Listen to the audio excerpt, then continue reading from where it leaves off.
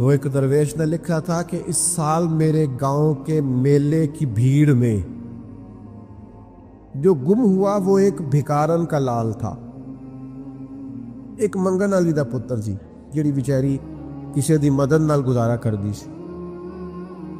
وہ بھکارن کا لال میلے میں گم ہو گیا۔ کیوں؟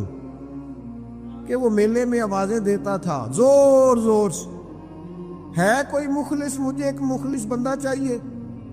وہ پڑ جاتی ہے بھائی، کبھی کبھی مخلص، ایک مخلص کی لوٹ پڑ جاتی، ایک ہو بس ایک۔ جس دور میں بچے بھی باپ کی عزت اس لیے کرتے ہو اللہ ماشاءاللہ کہ باپ امیر ہے کہ نہیں، اس دور میں اللہ ماشاءاللہ سارے نہیں، لیکن اکثر جگہوں پہ ایسا ہوتا ہے کہ ابا امیر ہے تو اس کی عزت بھی زیادہ، اور اگر کچھ کر نہیں سکا تو کہنے تسی ساڈے لئی کیتا کی ہے۔ او بھائی، وہ بھکارن کا بچہ، غریبنی کا بچہ، شاعر کہتا وہ گلیوں میں شور ڈالتا تھا، ایک مخلص بندہ، ایک مخلص دوست، ایک مخلص سجن، بس زیادہ نہیں، ایک مل جائے۔ اس کی تڑپ دیکھو، وہ کہتا ہے اس سال میرے گاؤں کے میلے کی بھیڑ میں جو گم ہوا وہ ایک بھکارن کا لال تھا۔ اس درویش کو تلاش تھی متاع خلوص کی، مخلوق چپ رہی کہ یہ مشکل سوال تھا۔ مال کماتے کماتے مقصد مال نہیں بنانا، دولت حاصل کرتے کرتے محبت دولت کی نہیں دل میں پیدا کرنی۔ بال بچے، گھر بار، مکان، اس کے پیچھے بھاگتے بھاگتے ایسا نہ ہو کہ پلٹ کر دیکھیں تو ہمارا بہت سا روحانی، فکری اور ذہنی نقصان ہو چکا ہو۔ بہت سارے لوگ ہم میں سے ایسے ہیں جو الحمدللہ مقصود نہیں دولت کو بناتے، جن کا مقصود رزق حلال ضرور ہے لیکن وہ اس کو اپنے ذہن پہ سوار نہیں کرتے، صرف دولت کی ہو کے زندہ نہیں ہے، وہ اللہ کے بندے بن کے زندہ، رسول اللہ صلی اللہ علیہ وسلم کے غلام بن کے فخر محسوس کرتے۔ دولت کی طرف جتنی زیادہ ہماری توجہ ہو گئی ہے اور مال کی جانب جتنا زیادہ ہمارا ذہن ہو گیا، سارے رشتے مال میں تلنے لگ گئے، ہر چیز کو اسی عینک سے دیکھا جانے لگا ہے۔ اللہ تعالیٰ نے قرآن مجید میں ارشاد فرمایا کہ یا ایھا الذین آمنوا لا تلھکم اموالکم ولا اولادکم عن ذکر اللہ، اے ایمان والو، تمہارا مال اور تمہاری اولاد تمہیں اللہ کے ذکر سے کہیں غافل نہ کر دے۔ اولاد بھی تمہاری ہے، مال بھی تمہارا ہی ہے، رہے گا بھی تمہارے پاس، لیکن اس کی موجودگی میں غافل نہ ہو جانا، غافلوں جیسی زندگی نہ بتانا۔ جو لوگ سڑک کو منزل بنا لیتے ہیں وہ رستے میں رہ جاتے ہیں۔ سڑک جو ہوتی ہے وہ راستہ ہوتی ہے، منزل نہیں ہوتی۔ یہ جو رزق ہے، دولت ہے، مال ہے، اولاد ہے، یہ تو سارا رستہ ہے اللہ کی طرف جانے کا، کہ تھوڑا سا رزق حلال کمائیں، کمر سیدھی ہو جائے اور پھر ہم اپنے رب کریم کی عبادت کریں۔ ہم رزق حلال کمائیں تاکہ ہم ہاتھ پھیلانے سے بچیں اور ہم اللہ کے بندوں کی ضروریات کا خیال کریں، دین کے کاموں میں اپنے آپ کو مشغول کریں، کچھ نہ کچھ اپنا حصہ پیش کریں۔ یہ مقصود تھا، یہ منزل نہیں، یہ تو صرف ایک رستہ تھا۔ ہم نے اب کیا کیا ہے کہ یہی چیز ہماری منزل بن کے رہ گئی ہے۔ رات پیسے گننا، سویرے اٹھ کے پھر گننا شروع کر دینا، پیسوں میں رشتوں کو تولنا، پیسے کے ساتھ ہی اپنے آپ کو ہر وقت لگائے رکھنا، الجھ کے رہ گئے ہیں لوگ، الجھ کے، اور پھر کوئی بندہ جیت نہیں رہا۔ ہمارے دادا بھی یہی کہتے تھے کہ کچھ پیسے کمانے ہیں تاکہ بچے پال لوں، یہ کہتے کہتے چلے گئے۔ ہمارے ابا بھی یہی کہتے تھے، پھر اس کے بعد ہم نے بھی یہی بولنی شروع کر دی ہے، تو جیتا تو کوئی بھی نہیں، جیتا تو کوئی بھی نہیں۔ مال کو ضرور حاصل کریں۔ حضرت بہاءالحق نقشبند بخاری رحمۃ اللہ علیہ فرماتے، میں نے مینا کے میدان میں ایک نوجوان دیکھا جو لاکھوں کا کاروبار کر رہا تھا، لاکھوں کا، دیناروں کا کاروبار کرتا تھا، سونے چاندی ہیرے جواہرات کا کام کرتا تھا، لیکن فرماتے میں نے اس کے دل پہ نظر ڈالی لاکھوں کا کام کرتا تھا، پر اس کا دل ایک منٹ کے لیے بھی اپنے رب کی یاد سے غافل نہیں تھا۔ ہر وقت اس کا دل اپنے مالک کی یاد میں مصروف تھا، ہر وقت۔ ارشاد فرماتے ہیں کہ میرا شروع میں اس کے بارے میں گمان یہ تھا کہ دیکھو یہ شخص کیا کر رہا ہے، پیسہ کما رہا ہے، دولت کے چکر میں پڑا ہوا ہے۔ فرماتے ہیں کہ پھر میں نے ایک اور منظر دیکھا، ایک اور رنگ میں نے دیکھا کہ وہ کما رہا تھا، اور پھر اختتام حج پہ میں نے دیکھا کہ جو کمایا تھا سارا اللہ کے بندوں پہ خرچ کر رہا تھا۔ آپ اور میں، ہم نے دیکھنا صرف یہ ہے کہ کہیں ایسا تو نہیں ہے کہ دولت میں الجھ گئے۔ بہت سارے لوگوں نے یہ کہا تھا، ہم سنتے تھے جب کوئی آدمی جانے لگتا تھا نا پردیش پیسہ کمانے کے لیے، تو وہ کہا کرتا تھا کہ میں ملک سے باہر جا رہا ہوں، 2 4 5 سال لگا کے آؤں گا، واپس آ کے پھر یہاں میں نے کوئی کام کرنا ہے، تھوڑے سے پیسے کماؤں تاکہ یہاں نہ پھر میرا سلسلہ کوئی بن جائے۔ وہ 3 سال لگانے گئے تھے، پر 30 گزر گئے ہیں، لوٹ کے واپس کوئی نہیں آئے۔ وہ 4 سال کا کہہ کے گئے تھے، پر سال 40 ہو گئے، لوٹے نہیں۔ کیوں نہیں لوٹے؟ اس لیے کہ پہلے مفاد چھوٹا تھا، خیال یہ تھا کہ تھوڑے سے پیسے آ جائیں گے، بچوں کا خرچہ چلنے لگ جائے، فیسیں پوری ہونے لگ جائیں، اور مجھے کسی سے مانگنا نہ پڑے، تو بس پھر میں کامیاب ہوں۔ یہ طے کیا تھا۔ اس کے فوراً بعد پھر جب باہر گئے تو خیال آیا کہ نہیں، صرف پنکھے کا نہیں، اے سی کا بل بھی دینا پڑے گا۔ پھر تھوڑا اور آگے بڑھے تو خیال آیا کہ چھوٹی گاڑی پہ گزارا نہیں ہوتا، بڑی گاڑی نہ لے لیں۔ پھر خیال آیا کہ بڑی گاڑی لی ہے تو یہ تو اندر کھڑی نہیں ہوتی، سامنے والا پلاٹ مل جائے تو ذرا گراج اچھا بن جائے گا۔ پھر الجھتے الجھ گئے دوستو۔ پھر نہ مالک حقیقی کی جانب وہ نظر جو ہماری ہونی چاہیے تھی نہ رہی۔ ذوق سے نماز پڑھتے تھے، پھر ہماری نمازیں مختصر ہو گئی۔ ہم سویرے اٹھ کے ذوق سے قرآن پاک پڑھتے تھے، پھر وہ وقت بھی ہمارا دفتر کی تیاری میں لگ گیا۔ رات درود شریف پڑھتے تھے، لیکن وہ بھی سارا ہمارا حساب کتاب میں وقت گزر گیا۔ ہم نے یہ سمجھا ہی نہیں کہ دولت کارخانہ نہیں دیتا، دولت سیٹھ صاحب نہیں دیتے، دولت آپ کو آپ کی فیکٹری نہیں دیتی، دینے والے تو رب کریم کی ذات ہے۔ تو جہاں سے آنا تھا وہاں توجہ دینی چاہیے تھی کہ جہاں صرف ایک سبب تھا، ذریعہ تھا۔ حضرت اویس کرنی رضی اللہ تعالیٰ عنہ، ہمارے صوفیاء میں ایک لفظ بولا جاتا ہے فقر بوذر، یعنی کچھ لوگ ایسے ہیں جو سیدنا ابو ذر غفاری رضی اللہ تعالیٰ عنہ کے طریقے پہ چلتے ہیں۔ ایک لفظ بولا جاتا ہے فقر بوذر، کچھ لوگ فقر بوذر کے قائل تھے، اسی مزاج کے قائل تھے حضرت سیدنا اویس کرنی رضی اللہ تعالیٰ۔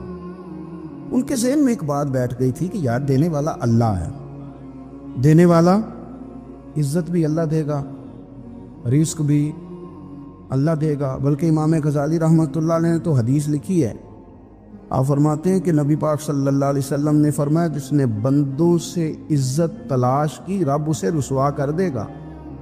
جو سیاست کر کے عزت حاصل کرنا چاہتا ہے، جو اس طرح کا ماحول بناتا ہے کہ میں کوئی ایسے کام کروں کہ لوگ میری واہ واہ کریں، لوگوں سے عزت کا حصول کرنے والے کو رسوا کر دیا جاتا ہے۔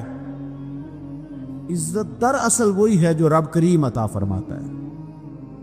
میرے عزیز دوستو، آپ اپنی توجہ، دل کی توجہ، روح کی توجہ اپنے مالک کی جانب جب کر لیتے ہیں، غفلت کا پردہ اتار دیتے ہیں، اور ہر وقت غلبہ رکھنا پیسوں کا، ہر وقت اسی میں سوچنا، اسی میں محو ہو جانا، پھر آپ کا ذہنی نقصان ہوتا ہے۔ پھر آپ کی روح جو ہوتی ہے وہ بے چین رہنے لگتی ہے۔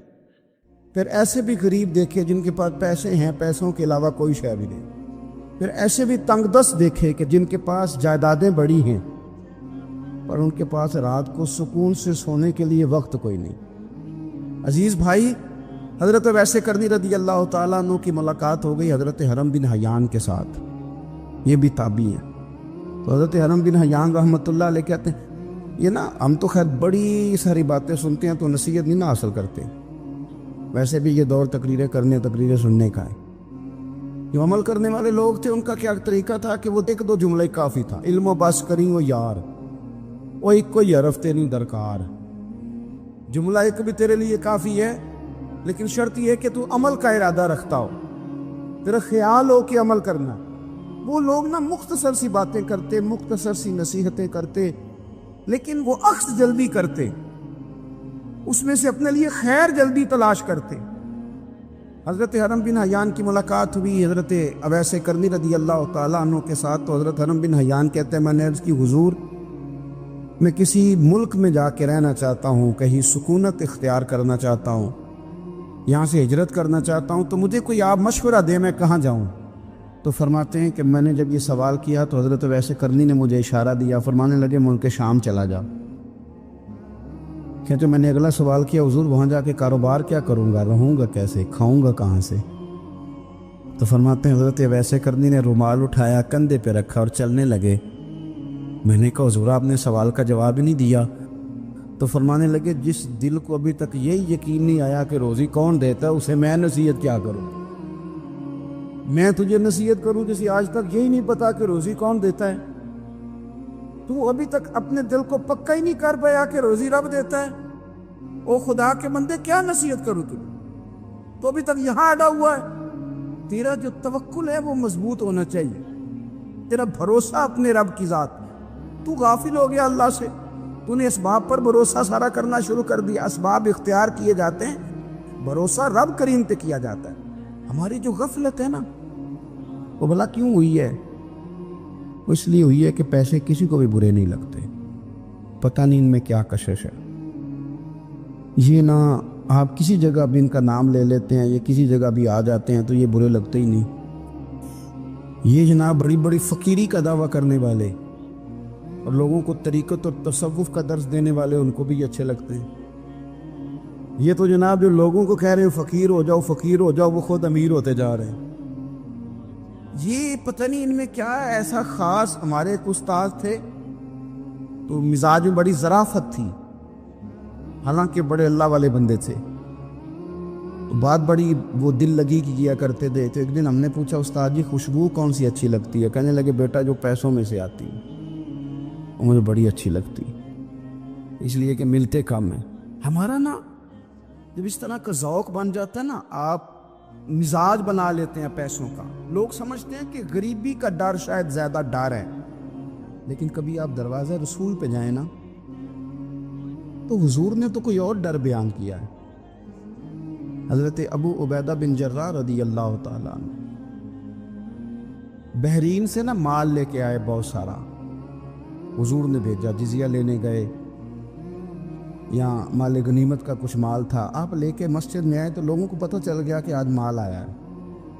اب سب کو حصہ ملتا تھا اس میں سے، بدریوں کو زیادہ ملتا تھا، باقی لوگوں کو بھی ملتا تھا۔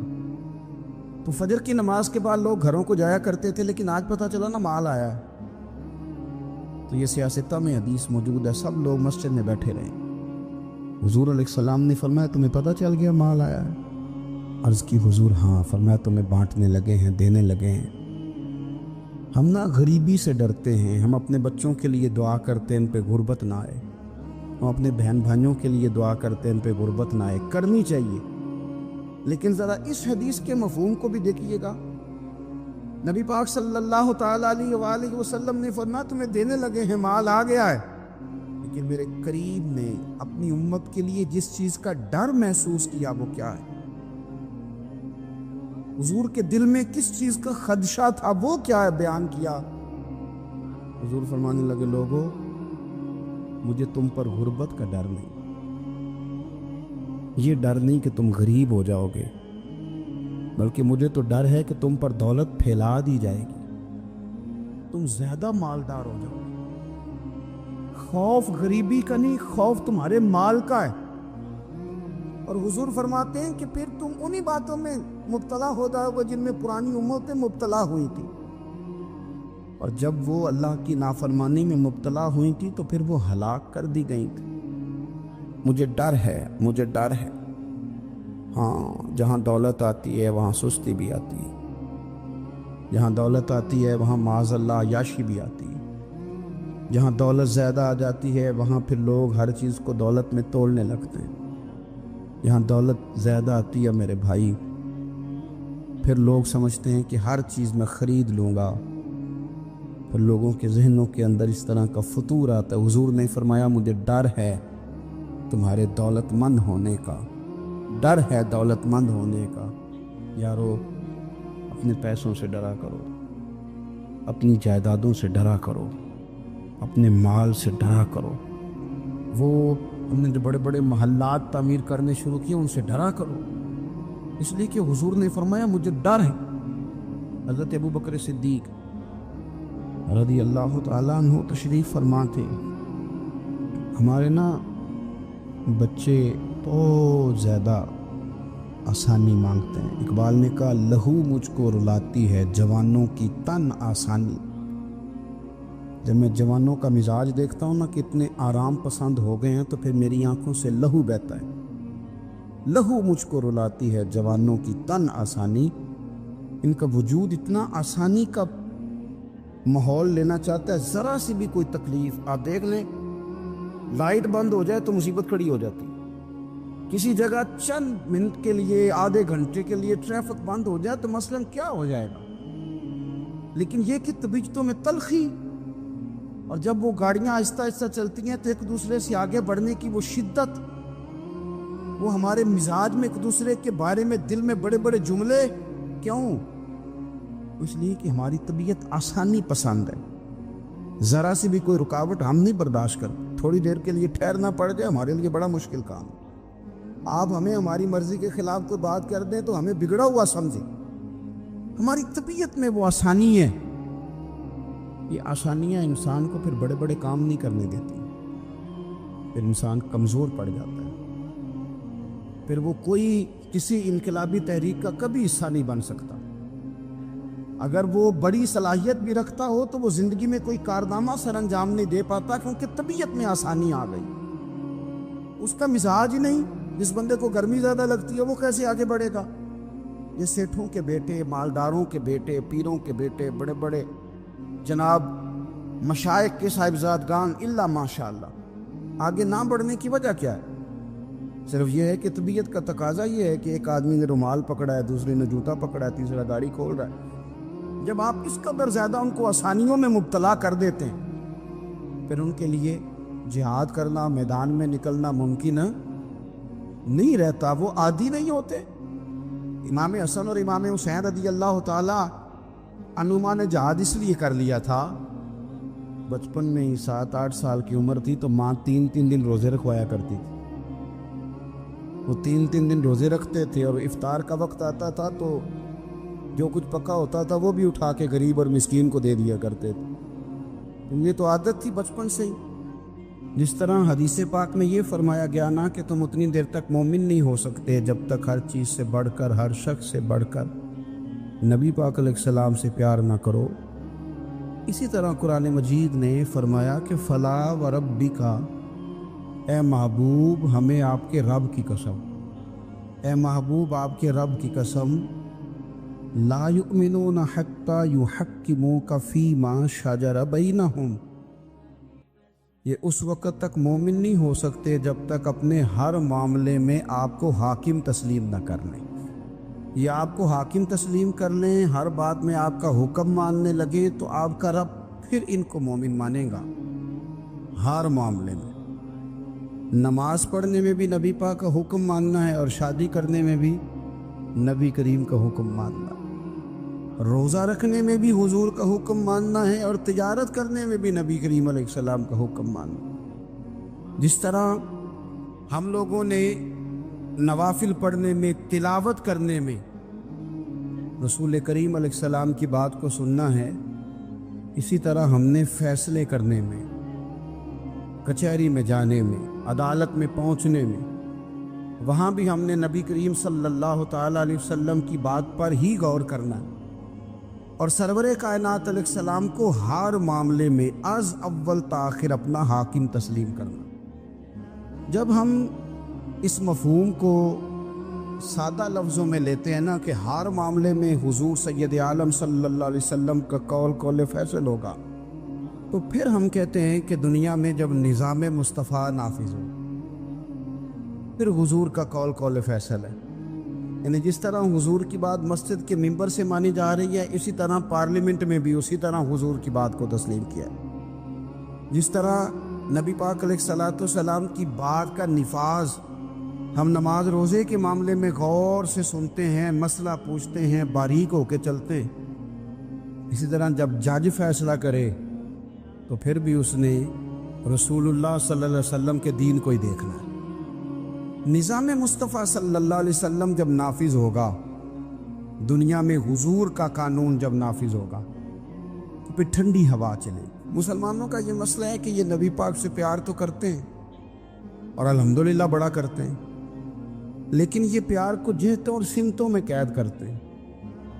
یعنی مسجد میں آ کے درود شریف پڑھتے وقت اگر حضور کے غلام ہوتے ہیں تو فیصلہ کرتے وقت اور اپنے حق میں فیصلہ سنتے وقت اس وقت بھی ہمیں نبی پاک کا غلام ہونا چاہیے۔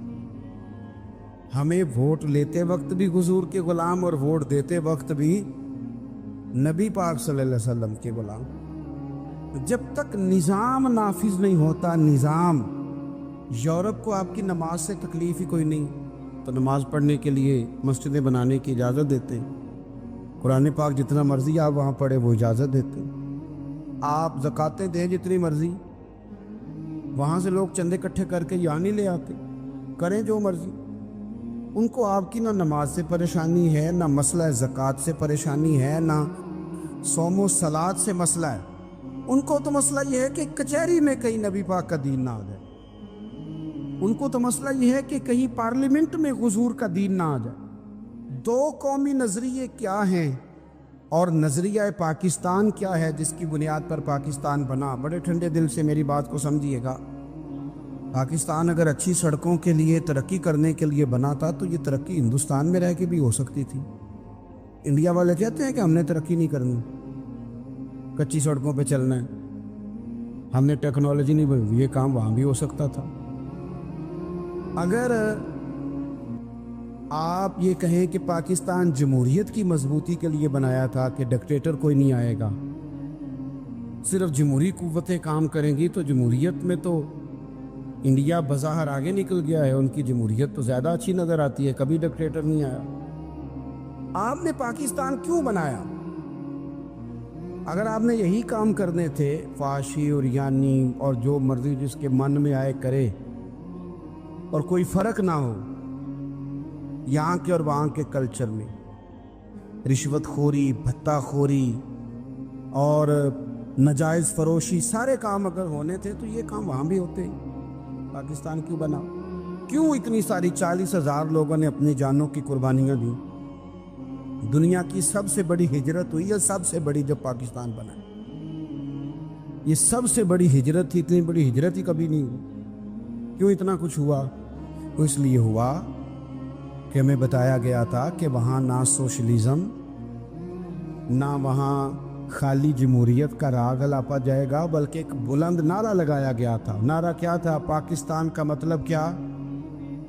پاکستان کا مطلب کیا؟ لا الہ الا اللہ محمد رسول اللہ صلی اللہ علیہ۔ یہ عنوان بنایا گیا۔ غریب آدمی کو بتایا گیا کہ جب پاکستان بنے گا تو وہاں حضور کا نظام نافذ ہوگا، جاگیردار کی اور غریب کی تفریق ختم ہوگی۔ جس طرح امیر کے بچے کو کالج میں داخلہ ملے گا، غریب کے بچے کو بھی ملے گا۔ وہاں بتایا گیا کہ لوگ وہاں ہر لحاظ سے اپنے آپ کو برابر سمجھیں گے۔ وہاں وہی بات ہوگی جو جناب صدیق اکبر کرتے تھے، وہاں وہی جملے دہرائے جائیں گے جو حضرت عمر فرماتے تھے، وہاں اسی طرح غریب پر سخاوت کی جائے گی، اسے دیا جائے گا جس طرح حضرت عثمان غنی کرتے تھے۔ وہاں اسی طرح فقر کا دور دورہ ہوگا، سادگی کا حسن ہوگا، اپنائیت کا نور ہوگا جو مولا علی شیر خدا نے عطا فرمایا تھا۔ اس سوچ کی بنیاد پر پاکستان بنایا گیا، اس سوچ کی بنیاد پر، اور اسی سوچ کو آگے لے کر کے جایا گیا۔ کوئی سیاسی پارٹی اب یہ بات نہیں کرتی۔ دو قومی نظریے کا معنی یہ تھا کہ ہندو الگ قوم ہے، مسلمان ایک الگ قوم ہے، ان کا رہنا سہنا، اٹھنا بیٹھنا، کھانا پینا الگ ہے۔ ہمارا اٹھنا بیٹھنا کھانا پینا سارے معاملات الگ ہیں، تہذیب و تمدن الگ ہے، لہذا ہمیں الگ سے خطہ چاہیے جہاں ہم اسلامی نظریات کے مطابق آزاد ہو کے اپنا وقت گزار سکیں۔ اس دو قومی نظریے کی بنیاد پر پہلے تو علامہ اقبال اس کے قائل نہیں تھے۔ علامہ اقبال کا پہلے خیال یہ تھا کہ سارے جہاں سے اچھا ہندوستان ہمارا، یہ اقبال نے لکھا تھا۔ پھر اقبال کہتے ہیں میری سوچ بدلی، اور پھر میں نے کہا کہ نہیں، خطوں کے زور پہ نہیں، آپ رنگ نسل کے زور پہ نہیں، بلکہ کہنے لگے کہ اپنی ملت پر قیاس اقوام مغرب سے نہ کر، خاص ہے ترکیب میں قوم رسول ہاشم۔ آپ جو تقسیم کریں گے، یہ جو تقسیم ہوئی ہے نا عرب کی، یہ مذہب کی بنیاد پہ نہیں ہوئی، یہ تو ان کی ذاتی لڑائیاں تھیں۔ چھوٹا سا دبئی بن گیا، چھوٹا سا مسقط، چھوٹا سا ابو ظبی، یہ تو ان کی ذاتی لڑائیاں تھیں، قبیلوں کی لڑائیاں تھیں، جنگیں تھیں، چھوٹے چھوٹے ملک الگ سے تقسیم ہو گئے۔ یہ مذہب کی بنیاد پہ ایسا نہیں ہوا۔ دنیا میں جتنی ریاستیں ٹوٹ کر بڑی ریاستوں سے الگ ہوئی تو اس میں یہ تھا کہ ہماری قوم الگ ہے، ہم سردار علیحدہ سے ہیں، اس لیے ہم علیحدگی پسند ہیں۔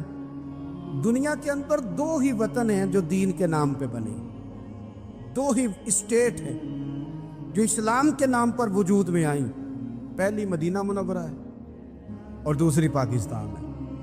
خالص مذہب کے نام پر یہ دو ریاستیں وجود میں ہیں، ایک مدینہ طیبہ اور دوسرا پاکستان۔ پاکستان کا مطلب کیا؟ لا الہ الا اللہ محمد رسول اللہ صلی اللہ علیہ وسلم۔ اس بنیاد پر اس وطن کو، خطے کو حاصل کیا گیا، یہی نعرہ لگایا گیا، یہی نعرہ محمد علی جناح لگاتے تھے، یہی ڈاکٹر اقبال لگاتے تھے، یہی نعرہ چودھری رحمت علی لگاتے تھے، یہی وہ نعرہ تھا جس نعرے کو تحریک پاکستان کے قائدین نے آگے پہنچایا۔ اس زمانے میں جو رائٹر لکھتے تھے ان کی تحریریں آپ آج بھی نکال کے دیکھ لیں، وہ کہا کرتے تھے کہ پاکستان قائم ہوگا تو امیر غریب کی تفریق ختم ہوگی، پاکستان میں وہی نظام آئے گا جو نظام رسول پاک صلی اللہ علیہ وسلم لے کے آئے، قرآن کو نافذ کر دیا جائے گا۔ یہ اس زمانے کے لوگ لکھا کرتے تھے، بیان کرتے تھے، اسی کا ابلاغ ہوتا۔ پتہ نہیں پھر کس کی نظر لگی، کیا ہوا، اور تحریک پاکستان میں جذباتی طور پر علماء نے کردار ادا کیا۔ علماء نے حضرت مولانا عبدالحامد بدایونی، حضرت مولانا سید نعیم الدین صاحب مراد آبادی، حضرت مولانا عبدالعلیم صاحب میرٹھی، اور ایک بڑا نام امیر ملت حضرت پیر سید جماعت علی شاہ صاحب محدث علی پوری، 100 سال سے زیادہ عمر کے بابا جی تحریک پاکستان کے لیے جلسے ہو رہے ہیں۔ بابا جی سے اٹھا نہیں جاتا، تو جس طرح 4 لوگ چارپائی پہ جنازہ اٹھاتے، اس طرح 4 لوگوں نے چارپائی پہ بابا جی کو اٹھایا ہوا ہے، امیر ملت سید زادے، اور چارپائی ان کی اٹھا کے جلسوں میں لے جائی جاتی ہے، اور وہ تقریریں کرتے ہیں اور کہتے ہیں سنو بھائی، جو مسلم لیگ کو ووٹ نہیں دے گا پھر ہم اس کا جنازہ بھی نہیں پڑھائیں گے، جو ووٹ نہیں دے گا ہم دفن بھی نہیں ہونے دیں گے اپنے قبرستانوں میں، جو ووٹ نہیں دے گا ہمارا مرید ہی نہیں۔ اتنے جذبات میں لا کے 40,000 لوگوں نے قربانیاں دی۔ ایک نظریہ تھا کہ ہندو الگ قوم ہے، مسلمان ایک، اور پھر پاکستان بنایا۔ آج کیا دھما چوکڑی ہے، کیا ذاتوں پاتوں کی بنیاد پر؟ یہ تو ہندوؤں کا طریقہ تھا کہ وہ ذاتیں پاتیں گنتے تھے کہ یہ برہمن ہے، یہ شوتری ہے، یہ کھتری ہے، یہ فلانا ہے، یہ ہمارے گھر نہیں آ سکتا، یہ نیچ ہے۔ اور اگر آج اس ملک میں بھی الیکشن ذات کی بنیاد پہ لڑا جائے، اور یہاں بھی صرف اس لیے سپورٹ کیا جائے کہ یہ میری برادری کا ہے، صرف اس لیے سپورٹ کیا جائے کہ میرا قبیلہ ہے، پہلے دیکھا جائے کہ یہاں کون سی برادری مضبوط ہے تو اس کینڈیڈیٹ کو ٹکٹ دیا جائے، تو پھر کیا آپ نے وطن بنا کے کیا کمال کیا؟ تو اس کا ایک نظریہ ہے۔ کیا نظریہ ہے؟ کہ مسلمانوں کا رہنا، اٹھنا، بیٹھنا، کھانا پینا الگ ہے۔ دیکھو ایک سادی سی بات ہے، یہ آپ نے داڑھی رکھنی ہے، مونچھیں رکھنی ہے، تو اس پر بھی نبی پاک صلی اللہ علیہ وسلم نے کہا کہ الگ سے تمہاری شناخت ہونی چاہیے، الگ سے۔ فرمایا تم نے یہودی چونکہ مونچھیں بڑی رکھتے تھے، فرمایا تم نے داڑیاں بڑی کرنی ہیں، مونچھیں پست رکھنی ہیں، یہودیوں کی مخالفت کرنی ہے۔ یہ لفظ ہیں حدیث میں ساتھ۔ سادی سی بات ہے نا، پگڑی باندھنی ہے، باندھ لے کوئی آدمی۔ ہمارے پنجاب میں لوگ پگڑی بھی کہہ دیتے ہیں، صافہ بھی کہہ دیتے ہیں، کلا بھی کہہ دیتے ہیں، جو جس کے من میں آئے، لیکن حضور نے تاکید لگائی، فرمائے خاص ہے یہ بھی، یہ اسلام کا کلچر ہے، کلچر الگ سے ہے۔ فرمایا یہودی بغیر ٹوپی کے سر پہ پگڑی باندھتا ہے، تم نے پہلے ٹوپی پہننی ہے پھر پگڑی باندھنی، یہودی کی مخالفت کرنی۔ یہ الگ کلچر ہے، الگ تہذیب ہے مسلمانوں کی، خاص ہے ترکیب میں قوم رسول ہاشمی۔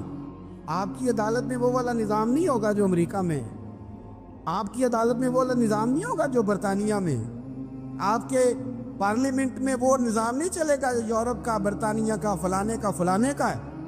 آپ کی پارلیمنٹ میں، آپ کی عدلیہ میں وہ نظام چلے گا جو قرآن کا ہے اور رسول اللہ کے فرمان کا ہے۔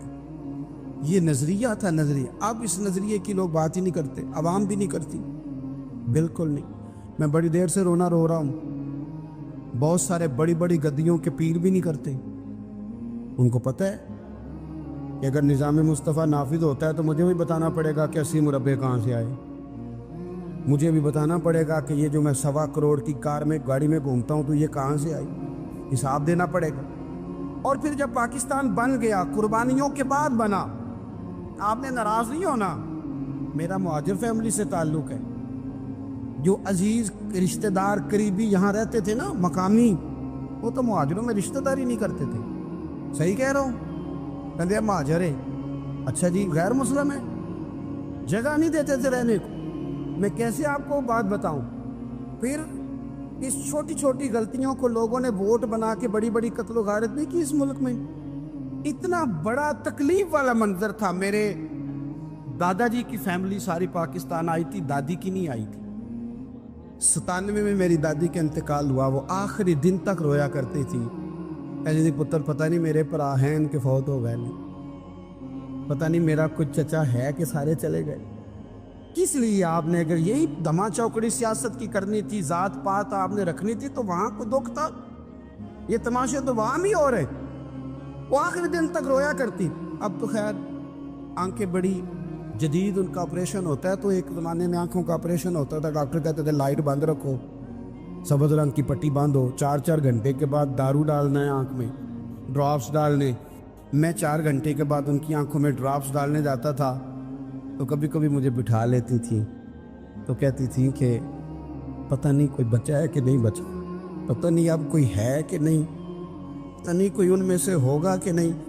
پتہ بہتر دساں ساڈے پنڈ کس طرح دا ہوندا سی، میں تمہیں بتاؤں فلانی چیز۔ پھر جناح نے اعلان کیا تھا کہ ملک بن گیا، کہتی تھی ہم نے بڑا کہا اپنے رشتہ داروں سے کہ چلیں، پر وہ کہتے تھے یہ تو تھوڑے دنوں کی بات ہے، سب نے واپس آ جانا ہے۔ میں نے 2 دفعہ یہ ماحول دیکھا ہے، اٹاری اسٹیشن پہ، واگا بارڈر پہ، ایئرپورٹوں پہ، ایک بھائی ادھر ہے ایک ادھر ہے، اس طرح تڑپ کے روتے ہیں جب لوگ انڈیا پاکستان آتے جاتے ہیں۔ کیوں آپ نے یہ سارا کچھ کیا؟ صرف ایک نعرہ تھا کہ پاکستان کا مطلب کیا، لا الہ الا اللہ محمد رسول اللہ۔ صرف ایک نعرہ تھا کہ یہاں ہم حضور کا دین لے کے آئیں گے، وہ دین تم لائے نہیں، انہیں نوابوں، وڈیروں، چودھریوں کے ذمے تم نے کام لگا دیا۔ اپنے ملک میں حضور کے نظام کے لیے جد و جہد کریں، یہ بنا ہی نبی پاک کے نظام کے لیے، اس کا کوئی دوسرا حل ہو سکتا؟ کوئی حل نہیں۔